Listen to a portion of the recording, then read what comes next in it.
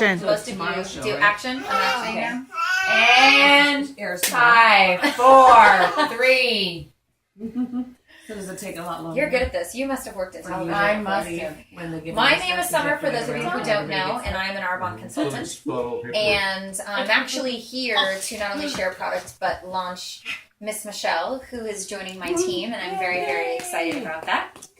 So what I've done here is I've just brought my favorite products. Arbonne actually has over 400 products and counting, but I brought just a few of my favorites. They're cataloged so you can see the full product line. The ones that are here are the ones that I use personally every single day, and then I have more at home, but it was, bags and bags, and it just kind of got ridiculous. So I decided to bring my very favorites, and I'll go through and talk a little bit about each of them, and then you can play and smell stuff and use stuff and just try things out and So you make a list of anything that you want now and or later in life. Yeah. So Because my list is longer than what I can afford. So Arbonne is a health and wellness company that specializes in skincare, cosmetics, nutrition, and now a sports line. They've been around for 35 years. It was started in Norway, and the company specializes in Swiss formulations, although they are manufactured in the United States. So it's kind of the best of both worlds. So we're keeping jobs in the United States, but we're not necessarily formulating the way that they would in the United States. Arbonne is considered the FDA is like out of it. Yeah. They're a few steps behind. Yeah, well, and unfortunately, just to give you a little bit of an idea about how we formulate things compared to the United States, in Europe, we have, or they have, almost 1,400 ingredients that are banned that cannot go in any of their food or consumable products. That includes the things that go on your face. You have to prove that something is beneficial before it can go into a product. In the United States, we have under 10 items that are banned. So it's pretty much everything, including the kitchen sink, that can go into your products.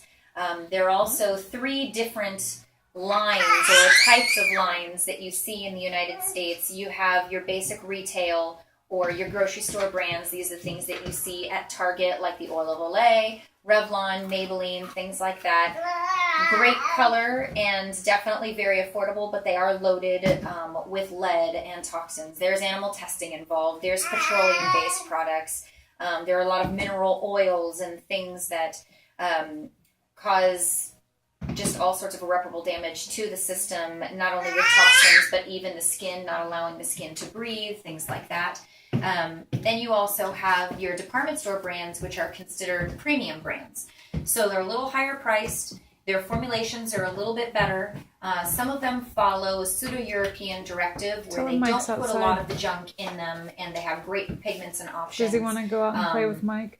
But again, they still do have some of the toxins and the parabens and the dyes and all of that stuff.